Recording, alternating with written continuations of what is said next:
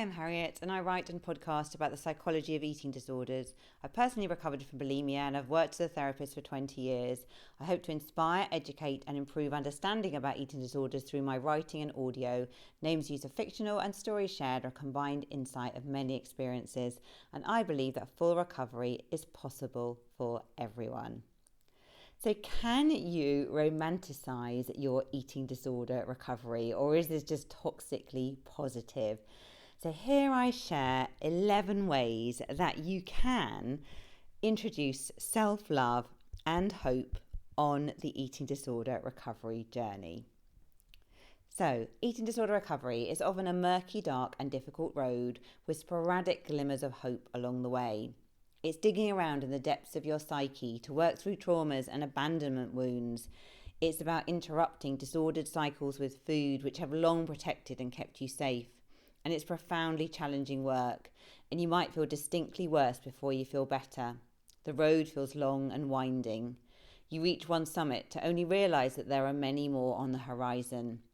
So perhaps it feels toxically positive to romanticize aspects of recovery and eke out some goodness amongst the gloom and doom.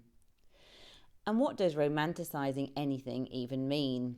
So the AI definition, gleaned from my Google search, reveals the following.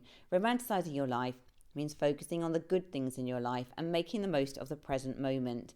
It can involve being grateful, doing things that make you happy, and surrounding yourself with positive people. So romanticizing your life has been a hugely popular trend on social media in the last few years. But let's face it, this can be incredibly challenging to implement in recovery.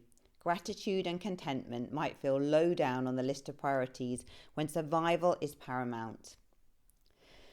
Here are 11 ways to romanticize recovery. And disclaimer, whilst fully appreciating that this is the icing on the recovery cake and that the inner cake, your healing work, is the most important task at hand. So number 1, a gorgeous journal.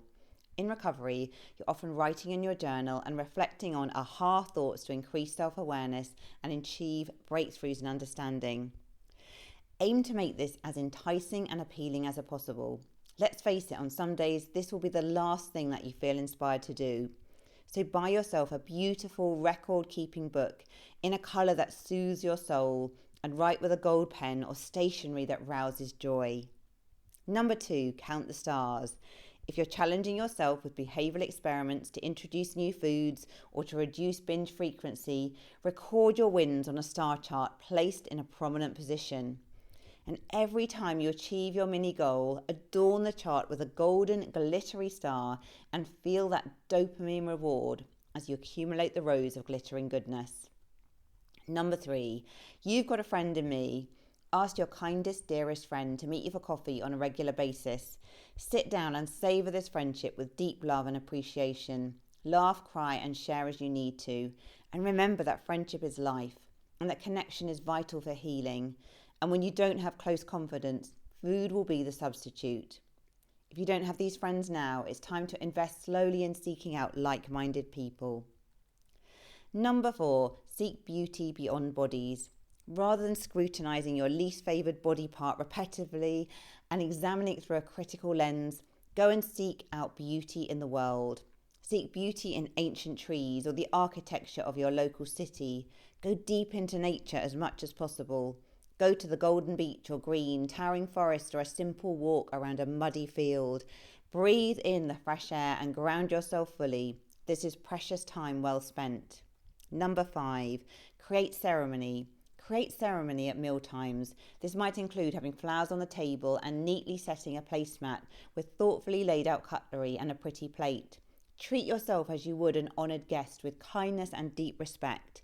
Maybe light a candle and allow it to quietly flicker and remind you to sit, breathe, taste and trust in life.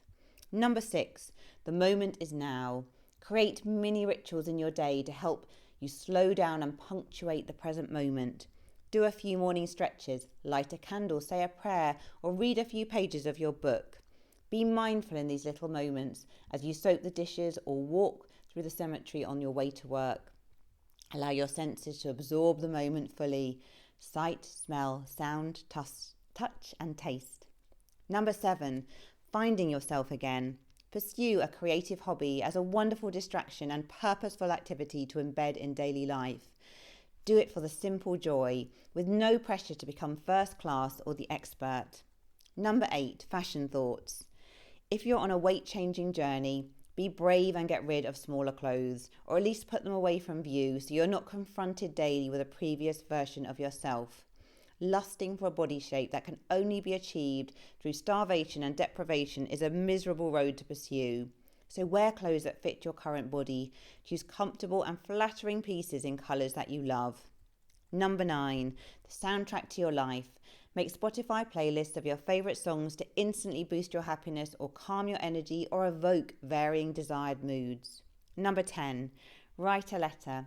Write an old-fashioned letter or make a beautiful card for someone you love. Feel the shift in your mood as you do this.